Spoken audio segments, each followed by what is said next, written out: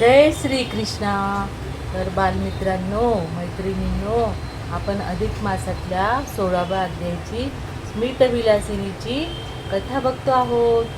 त्या दिवशी आपली कथा पूर्ण झाली नाही, काहीतरी तांत्रिक बिघाडामुळे ती आपली अर्धवटच राहिली. तर आज आपण पुन्हा ती स्मितविलासिनीची कथा आपण ऐकणार आहोत. विष्णू म्हणाले, लक्ष्मी, अधिक महिन्यात लोकांनी भगवान पुरुषोत्तमाप्रित्यर्थ आणि आपल्या कल्याणासाठी स्नानदानादी व्रते नियम करावी. त्या पुण्याच्या योगाने स्वतःचा तर उद्धार होतोच, पण आपले कुटुंबीय मंडळी, आप्तेष्ट आणि इतरही काही मंडळींचा उद्धार होतो. या संबंधी तुला मी एक कथा सांगतो. ती एक. इंद्रलोकात स्मितविलासिनी नावाची एक सुंदर अप्सरा होती. कुबेरा घरी ती सेवेला सतत असायची.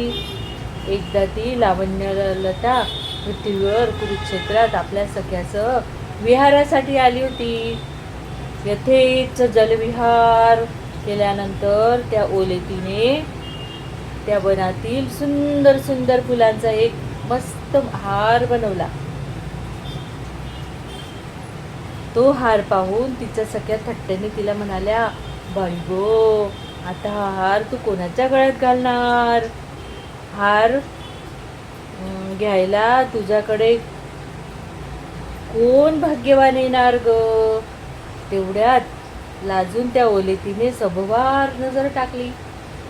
तो काय नवल त्या जलाशयाकडेच स्नानासाठी एक तेजस्वी ऋषी जटाधारी येताना दिसले.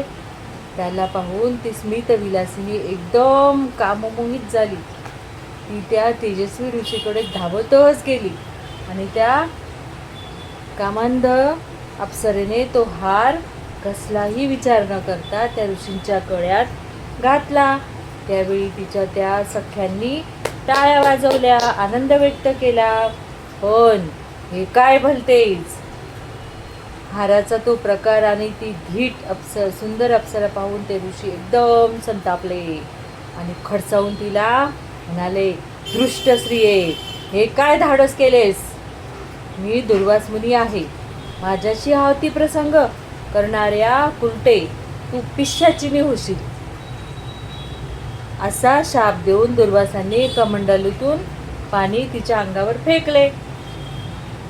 ती दुर्वासाची शापवाणी आणि ते कमंडलूतून पाणी याचा परिणाम तात्काळ घडला. ती अप्सरा स्मितविलासिनी एकदम पिशाचिनी झाली. तिचे ते आकराड विकराड रूप पाहून आणि तिने मारलेली कर्कश किंकाळी ऐकून त्या थट्टेखोर सख्या भीतीने गांगरून तिथून पळून गेल्या. दुर्वास ऋषी आपल्या शिष्यगणासह तिथून निघून गेले. राहिली ती फक्त एकटी पिशाचिनी. काय बाई, तरी कसा हा भलताच कर्मभोग आला. रंगवायला गेले एक चित्र तर झाले हे असे विचित्र. हाय हाय, आता ही पिशाचे योनी, किती भयंकर जीवन हे, असा पश्चाताप करीत ती स्मितविलासिनी रानमाळ भटकू लागली. अन्न पाण्या वाचून तडफडू लागली. असे बरेच दिवस झाले. पुढे अधिक मास आला. याज्ञवल्क मुनींची कन्या कांची तपस्विनी त्या पर्वणीत आपल्या सख्यांसह सागर संगमावर स्नानासाठी चालली होती. वाटेत एका अरण्यात तिला ती पिशाचिनी भेटली. त्या तपस्विनीला पाहताच पिशाचिनीने एकदम तिच्या पुढे येऊन तिचे पायच धरले आणि पिशाचिनी म्हणाली, हे तपस्विनी, पुण्यवान माते, माझा उद्धार कर. मी इंद्रलोकाची अप्सरा आहे, परंतु माझ्या हातून घडलेल्या काही अपराधामुळे मला ही योनी प्राप्त झाली आहे. तुझ्या व्रतपुण्याईचा थोडासा अंश मला दान देऊन माझा उद्धार कर.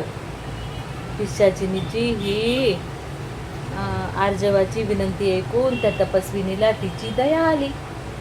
तिने लगेच हातात पाणी घेऊन माझे अधिक मासातील स्नानदान व्रताचे पुण्य फक्त 1 दिवसाचे पुण्य मी हिला दान दिले.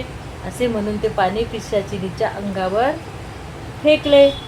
तोच काय आश्चर्य, ती पिशाचिनी एकदम दिव्य स्वरूपाची सुंदर झाली आणि लगेच ती स्वर्गात निघून गेली.